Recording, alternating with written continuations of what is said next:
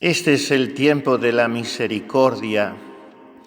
Vamos a dar un pequeño quiebro a los ejercicios, aunque siempre es hablar de Dios, ponernos en Dios, aspirar a Dios y pedirle a Él que nos muestre que es la única verdad de nuestra vida.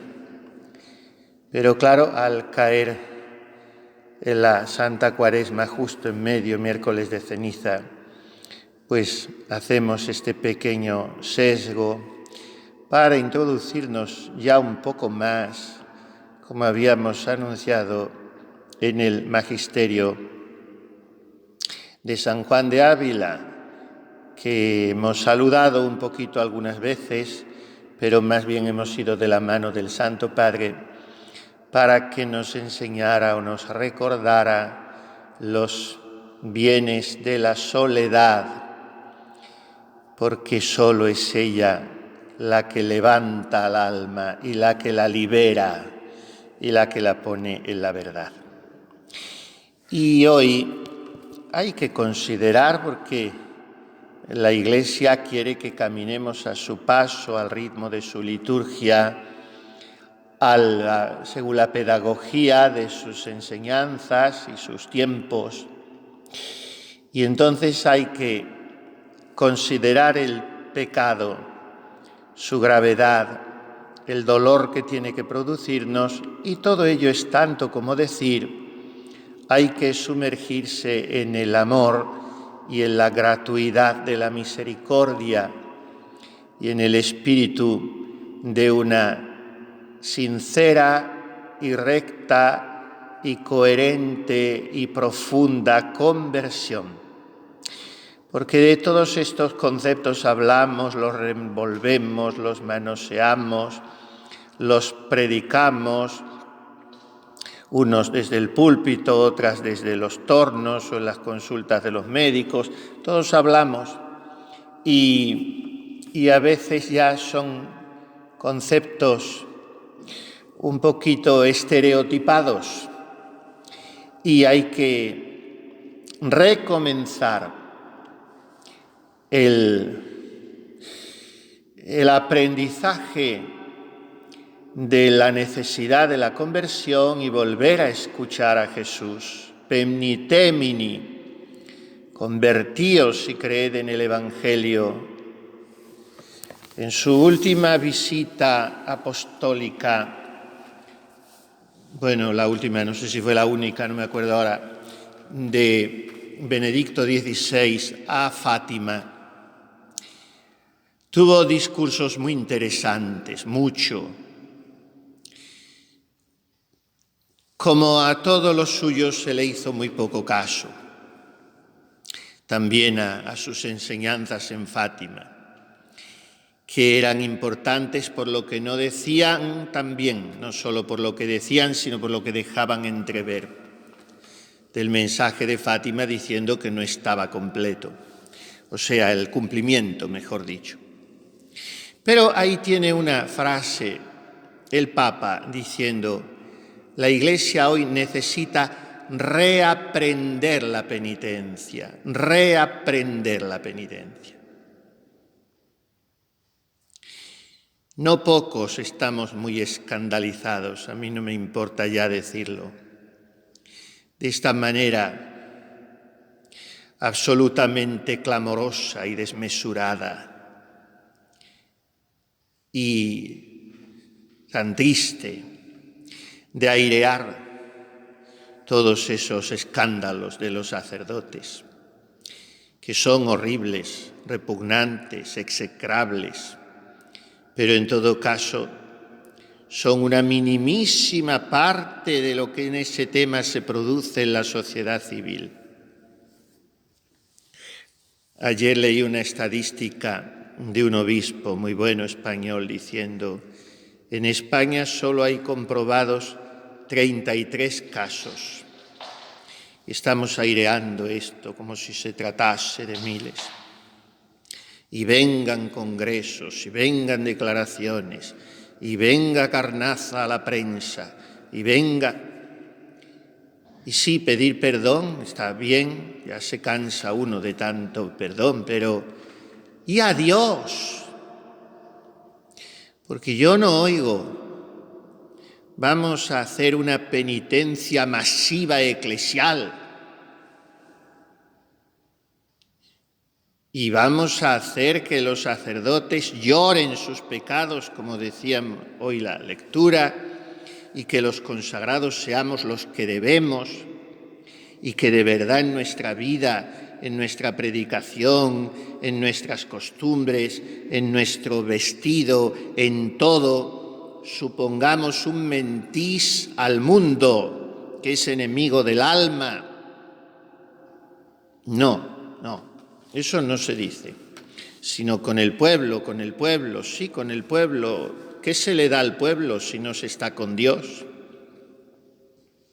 Hay que reaprender la penitencia y para eso hay que recuperar el sentido del pecado, porque es el mayor pecado de nuestro tiempo el haberlo perdido, decía el venerable Pío XII.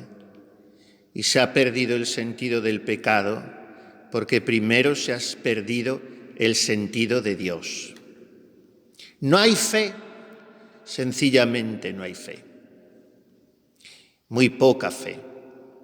Y dentro de la Iglesia también.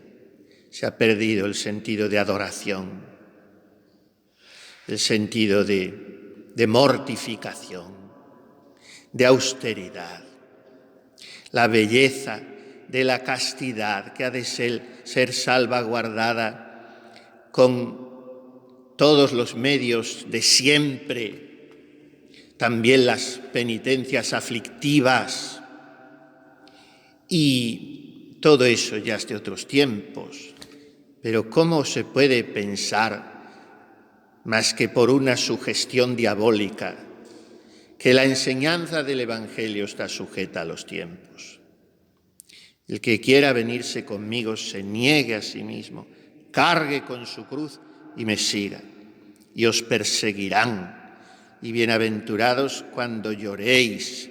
Y en fin, cada palabra de nuestro Señor. Bien, pues, a entrar en este espíritu nos lleva la Cuaresma.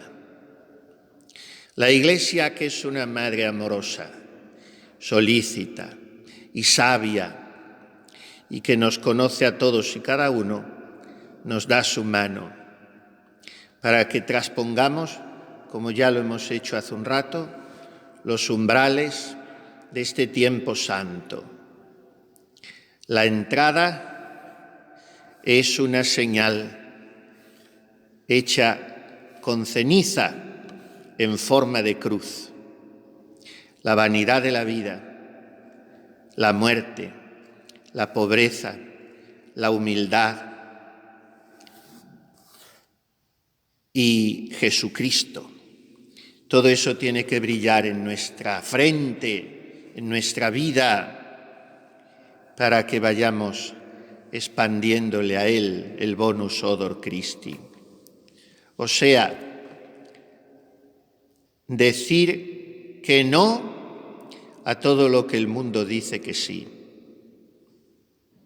Y al contrario, abrazarnos con todo aquello de lo que el mundo reniega. No hay otra actitud en la vida de ningún santo.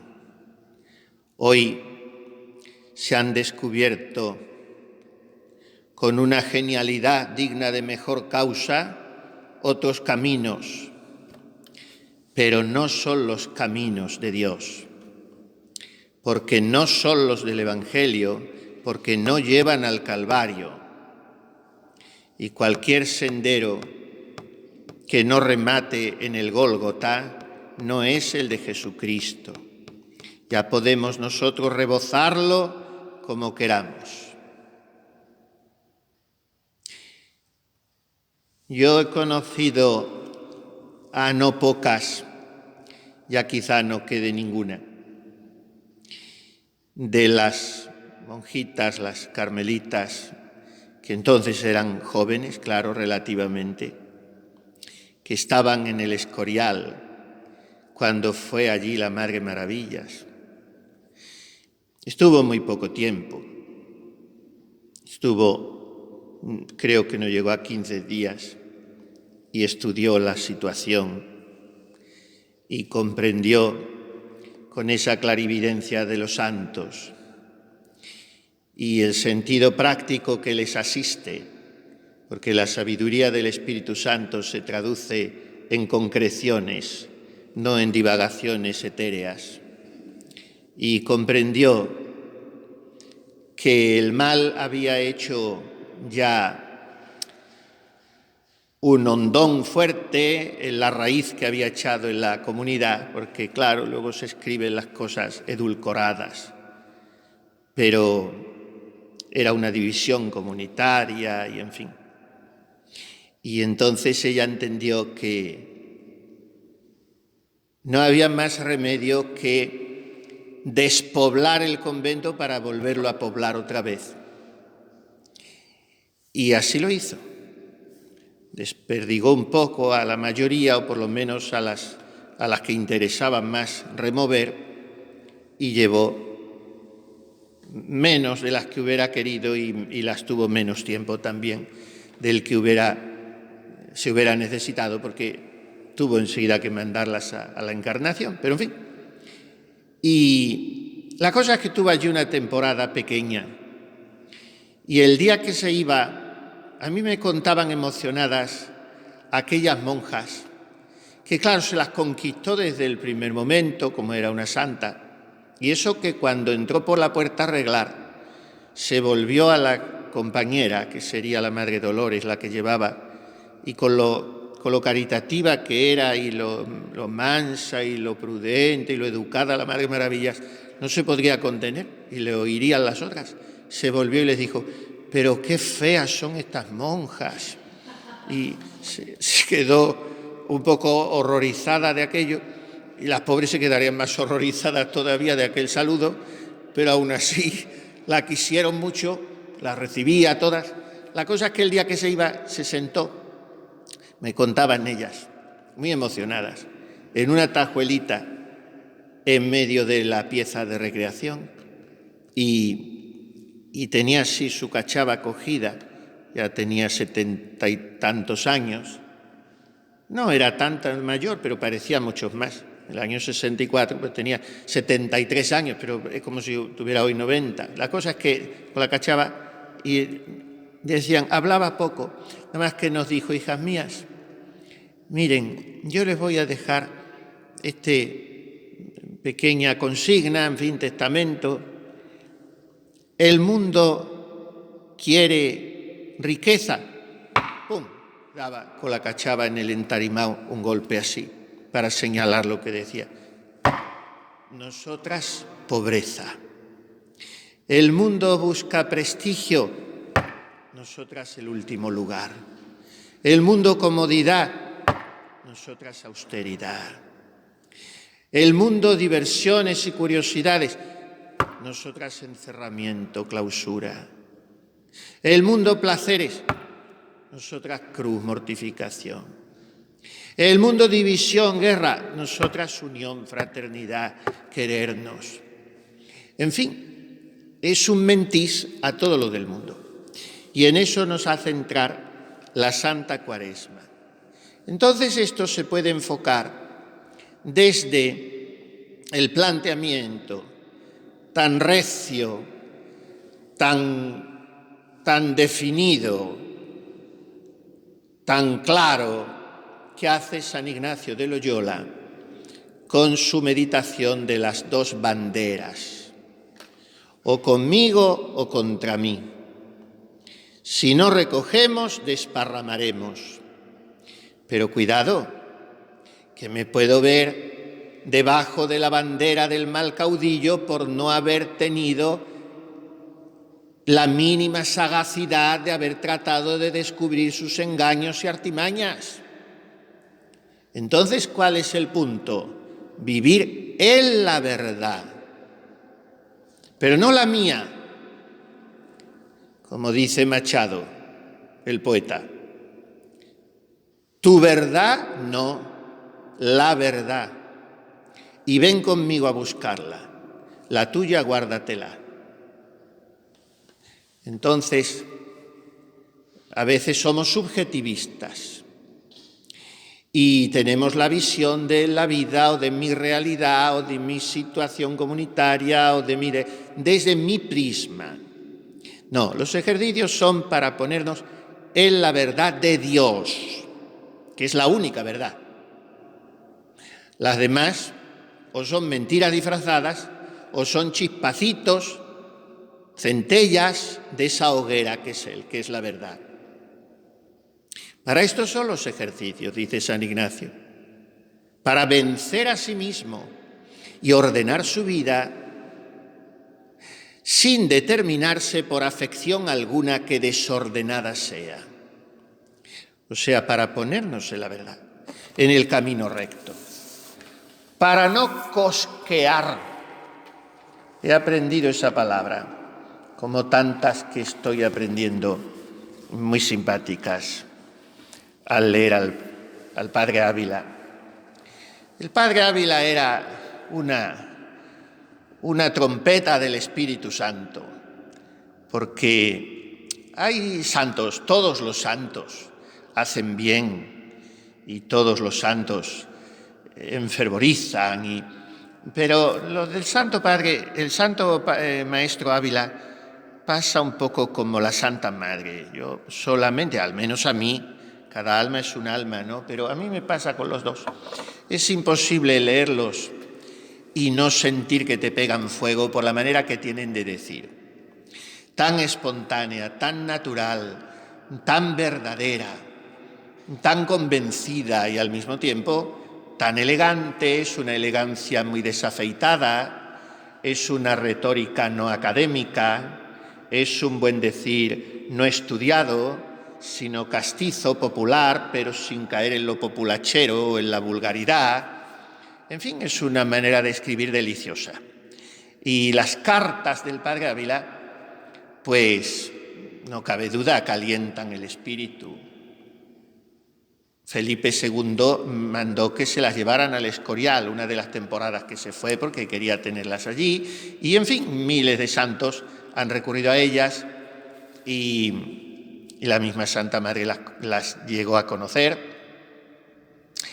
Y esas cartas dicen que él las dictaba la mayoría de las veces porque vivían con él en Montilla varios discípulos. El que estuvo siempre fijo fue el padre Juan de Villarás, que es el que trajo aquí a Catalina, la nieta de la Santa Condesa. Por cierto, ayer descubrí una cartita breve de la Santa Condesa, preciosa, a la Madre María de Jesús, priora de aquí, la Sandoval, y en esa cartita, Sorana de la Cruz Ponce de León, se conoce así la Santa Condesa, la que llevó San Juan de Ávila allí al monasterio de Santa Clara de Montilla. Pues resulta que ella se le murió su hijito recién nacido. Después se le murió su marido, el conde, jovencísimo, por eso ella con 24 años entró en el convento, pero había dejado una hijita de 4. Su hijita se llamaba Catalina, como su abuela, y fue una santa también, se casó.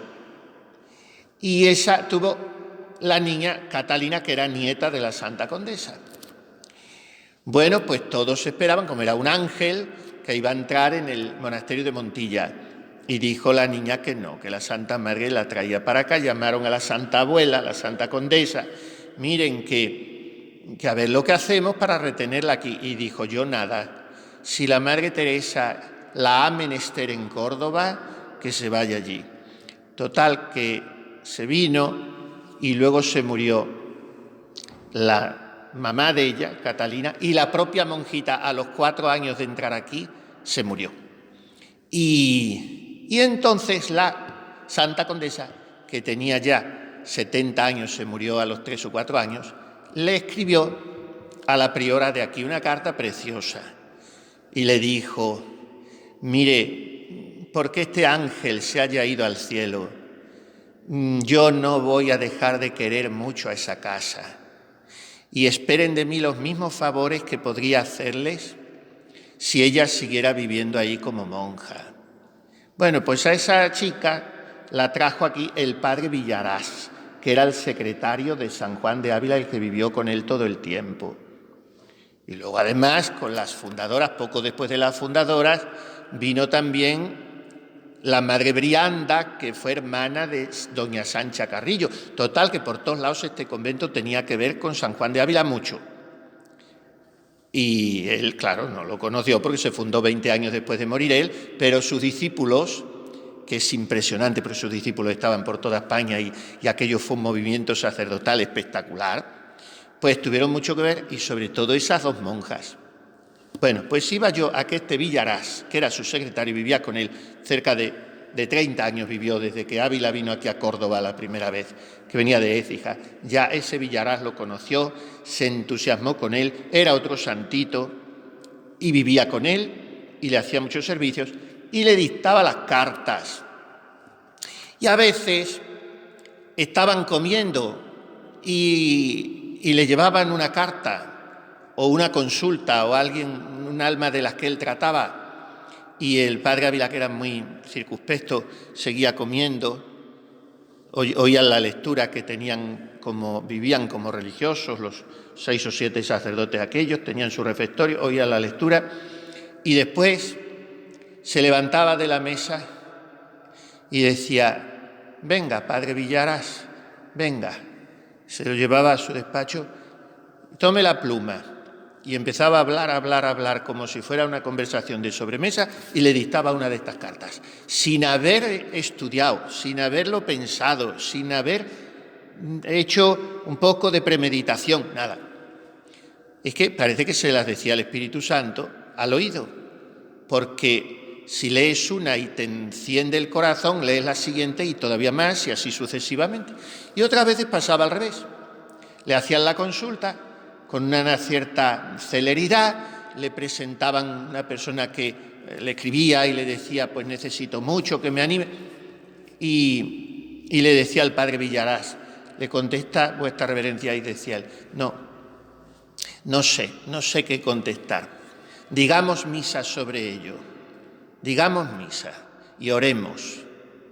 Bueno, pues así pasaban unos días, y al cabo de esos días le decía Villarás: Padre Maestro, ¿habéis pensado en aquella persona que hay que contestarle?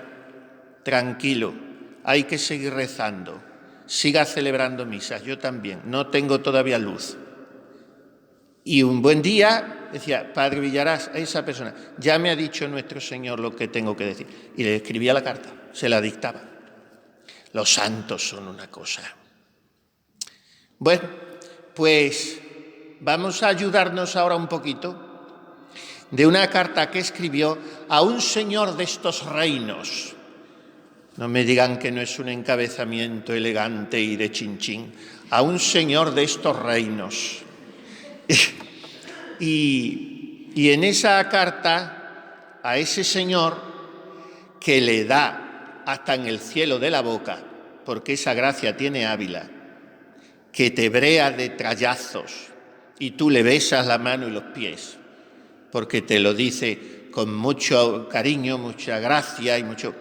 Y entonces a ese señor de esos reinos le enseña a vivir la Cuaresma, pero partiendo de la gravedad del pecado.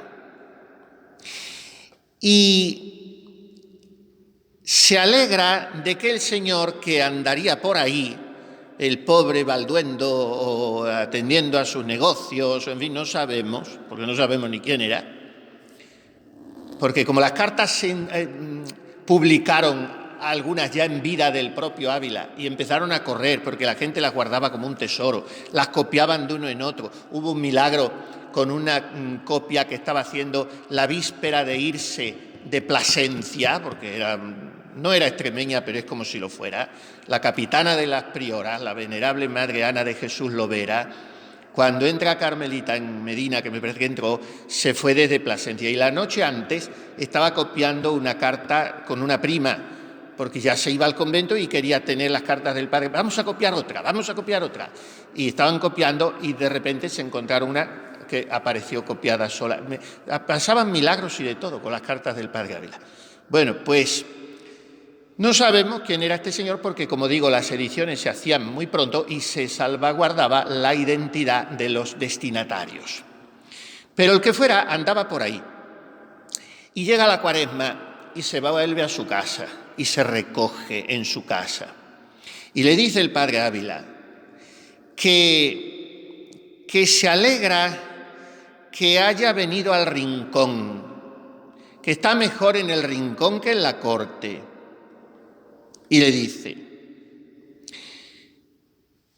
estas son las cosas que dice el padre Ávila, yo no hago más que repetirlas, no son indirectas para nada ni nada, pero dice, no quisiera que tiempo tan santo como entre manos tenemos se celebrara donde tan mal se podía celebrar, y por eso nuestro Señor le trajo a su reposo, para que con él piense despacio los grandes misterios que en estos días acaecieron.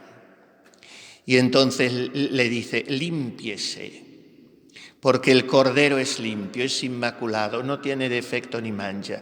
Y si le vamos a comer a ese Cordero en la Pascua, límpiese. El Cordero es dulce, pero lo hemos de comer con lechugas amargas, o sea, con el sinsabor que nos producen nuestras culpas. Las lechugas amargas se mojaban después en agua con sal, porque eran significación de las lágrimas que derramaban los israelitas en su destierro en Egipto. Y luego se pasaban un poquito por un plato con el jaroset, que era una salsa un poquito espesa, como una especie de mermelada, y semejaba muy bien la masa con que se hacían y se embadurnaban los ladrillos. Yo recuerdo todo esto muy bien porque se puso la moda en el seminario, que luego me han dicho que se ha perdido, me da pena. En mi tiempo se introdujo aquella moda en el seminario de Toledo, claro, éramos 100 y pico, y algunos un poco más rigoristas les sentaba muy mal porque decían que aquello era judaizar, y a mí me gustaba muchísimo, que el martes o el miércoles santo teníamos la cena pascual. Se hacía todo, según las prescripciones del Éxodo y del Levítico, todo, no faltaba un detalle en la comida. Yo lo pasaba muy mal porque solo el olor del cordero ya me marea, pero en fin, hacía lo que podía. Pero las hierbas amargas se mojaban en la sal, en el agua con la sal, que eran las lágrimas. Después lo otro, como digo, era la masa de los ladrillos. Después, a un cierto punto, el más pequeño de todos los seminaristas se ponía de pie, le preguntaba al rector, que es como si fuese el padre de la familia, por qué se hacía aquello allí. El rector explicaba, en fin, era muy formativo, la verdad. A mí me lo parecía y me ayudaba y me gustaba. Bueno, pues el Cordero es sin defecto, es inmaculado y se ha de comer con limpieza. Y las hierbas amargas, porque es amarga cosa haber pecado. Y el agua con sal, porque hace derramar lágrimas el haber pecado.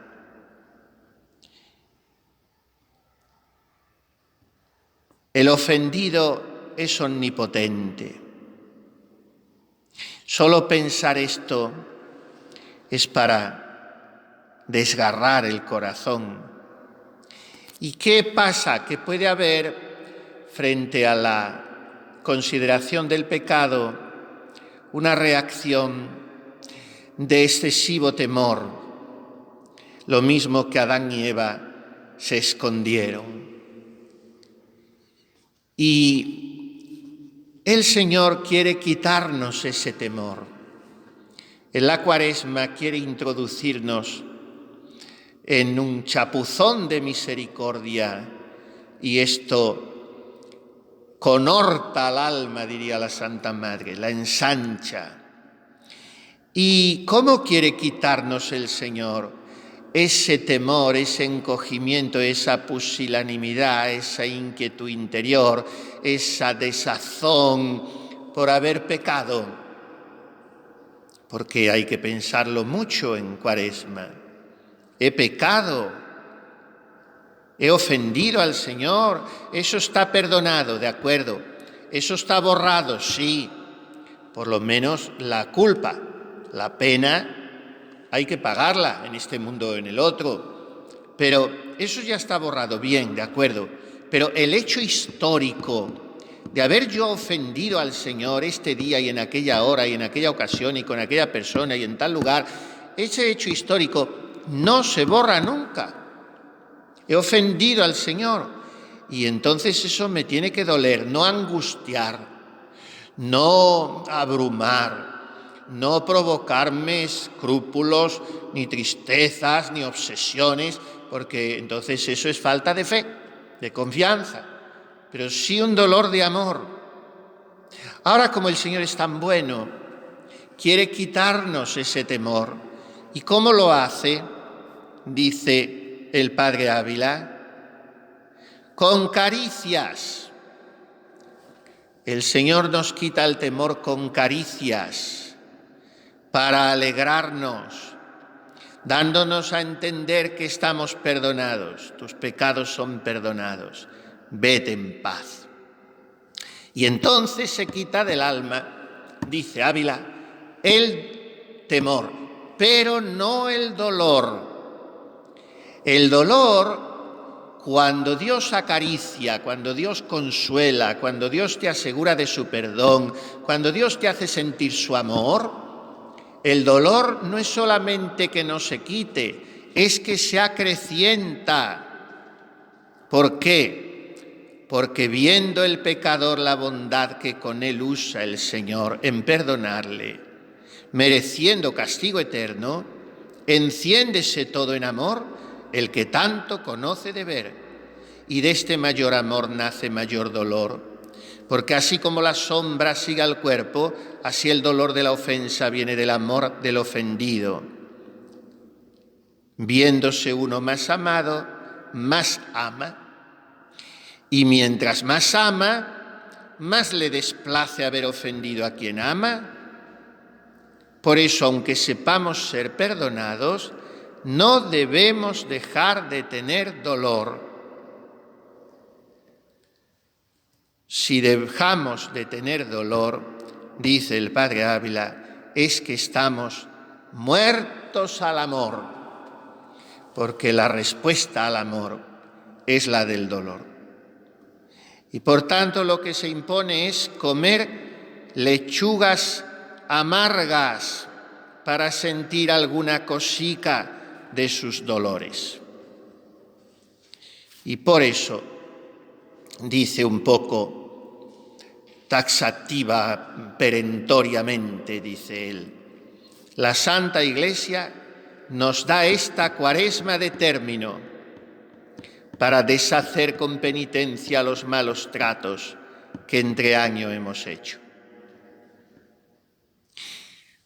Claro, al llegar a este punto, se ha puesto grave, el Padre Ávila, él mismo se pregunta que le estará pareciendo un poco solemne la ocasión al caballero y empieza a interpelarle según ese estilo epistolar de entrar en conversación con el destinatario, y le dice, «Y si vuestra señoría pregunta, ¿qué pensaré para que me dé gana de llorar mis pecados? Dígole yo que lo principal sea que por lo que él hizo, que es Cristo». Y entonces empieza a preguntarle un poco más abajo, dígame, Señor, ¿quién empobreció a Cristo? ¿Quién lo cansó? ¿Quién lo deshonró? ¿Quién lo azotó? ¿Quién lo corrió y crucificó? ¿Por ventura hizo lo otro que nuestro pecado? Por tanto, la Cuaresma es tiempo de mirar a Cristo, No se puede decir, a veces decimos estas cosas con cierta simplificación, que un tiempo es más cristocéntrico que otro, pero la Cuaresma realmente está absorbida por un protagonismo casi exclusivo de la persona de Cristo. Mira, hombre, en la faz de tu Cristo. El Santo Maestro Ávila vuelve el versículo del Salmo del revés en cuanto al destinatario de la interpelación en los últimos capítulos magistrales, insuperables, de la Audifilia. Porque nosotros en el Salmo decimos, respice in facem Christi tui, mira la faz de tu Cristo, pero se lo decimos al Padre, mira el rostro de tu Cristo. Y entonces ese tema tan querido del Padre Ávila, que es la confluencia de las dos miradas, la del Padre y la del alma en el rostro de Cristo, cuando lo explica en el Audifilia, dice que el Padre nos devuelve el mismo encargo y nos dice, y tú, alma, mira en la faz de tu Cristo. Esto es la ocupación que se nos pide en esta Cuaresma. Y por tanto, definirnos y no salir del bando de Cristo, de la bandera de Cristo, porque pecado y Dios, bandos son contrarios, que es imposible contentar a entrambos. Escoja el hombre de cuál quiere ser, que es imposible al hombre ser de entrambos. ¿Qué escogeremos? ¿El cieno de los aljibes rotos o la vena de las aguas vivas? ¿Qué escogeremos? ¿Buscar privanzas de criaturas o del Criador? Le dice al Señor, al que le escribe.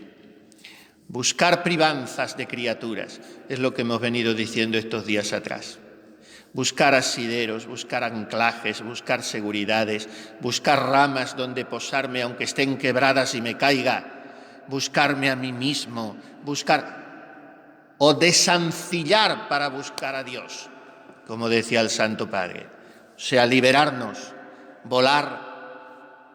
¿Escogeremos el nido de los hombres, que más que nido es un lazo de muerte, o escogeremos el nido del gozo y del descanso y del consuelo de Dios? ¿Qué escogeremos? Y le dice un poco después esa palabra que yo nunca había leído y que creo que puede servirnos bien, vamos terminando ya, para un examen serio de nuestra vida. Porque en la vida religiosa y en el Carmelo, donde todo debe ser naturalidad y sencillez y fluidez y verdad, pues se busca mucho a Dios, se ama mucho a Dios y se practica mucho la virtud. Bien, todo eso ya por sabido se calla, pero la rectitud así de no torcerse un milímetro, eso no es de mucha gente. Eso de que esté mezclado un poquito de polvito de interés o de previsión de posibles o futuribles consecuencias, o de que va a sufrir merma el aprecio de que puedo gozar de esta persona o de la otra, o de que me van a quitar este oficio, o de qué va a pasar. Cuando el alma es libre totalmente y vive en Dios totalmente, es recta. No es la rectitud de un obús, pero es una rectitud humilde, educada, sumisa, pero recta. ¿Y qué nos pasa muchas veces a la gente espiritual, a los curas, a las monjas? Que cosqueamos, dice San Juan de Ávila. Cosqueamos, le dice al Señor convidándonos Dios con la verdad que para siempre ha de durar. y hace durar a los de su bando. ¿Queréis seguir la vanidad que hace parar en nada a los de su bando? ¿Hasta cuándo cosquearéis a una parte y a otra, ya siendo de un bando, ya siendo de otro? Seguid el uno y sea el de Dios, porque Él solo basta a hacer dichosos a los que le sirven. Y es verdad, Tienes mucha gente que te quiere mal, porque claro, si escoges ese camino, los que no están en él no te lo soportan. Tienes gente que te quiere mal, pero tú estás más feliz que una perdiz, porque estás libre y buscas rectamente a Dios. Entonces, dejaros de cosquear. ¿Hasta cuándo? Significa, por lo visto, cojear. Cojear, dicen. Pero cosquear, pues también podría ser coquetear o no lo sé. En fin, ¿hasta cuándo cosquearéis a una parte y a otra? Ya siendo de un bando, ya siendo de otro, seguid el uno y sea el de Dios, porque Él solo basta a hacer dichosos a los que le sirven. Y si Cristo ha muerto al pecado, ¿por qué seguís bando de muerto y queréis dar vida a vuestro capital enemigo? No améis al pecado y no vivirá, mas trabajad de lo deshacer con dolor y penitencia, para que se deshaga el que hicisteis amándolo. Esto es la Cuaresma. Termina diciéndole: buscar al Señor de corazón con humildad y fe, y hase de buscar con buenas obras, y ayunando y rezando, y dando limosnas, y satisfaciendo lo que debemos, porque quitemos los estorbos al Espíritu Santo. Esto es vivir la Cuaresma, remover estorbos, quitar al Espíritu Santo los diques, los obstáculos, las puertas atrancadas que le hemos puesto, y dejarle entrar, sin inclinarse a una parte ni a otra, y no torcer por pasión alguna como Dios no tuerce. Bien, creo que es suficiente. Hasta aquí un poco es lo principal. La carta es más larga y más densa y más intensa, pero es suficiente. Vamos a pedir al Señor el don de vivir en la verdad, en la rectitud, de buscar limpiamente su rostro, de aborrecer el pecado, el nuestro y el del mundo, porque nosotros estamos para reparar y llorar los pecados del mundo. Attende Domine et miserere, quia peccavimus tibi. Atterres oculos nostros sublevamos flentes, dice el Attende Domine, dice, levantamos hasta ti nuestros ojos llorando, atiéndenos, Señor. Pero hay que hacerlo, ¿verdad? Hay que llorar. El Attende Domine es emocionante. En su lugar han cantado vuestras caridades antes una cosa horrorosa, pero en fin, ¿qué vamos a hacer? Esto es lo que tenemos. Hay que sufrir desde el principio de la Cuaresma.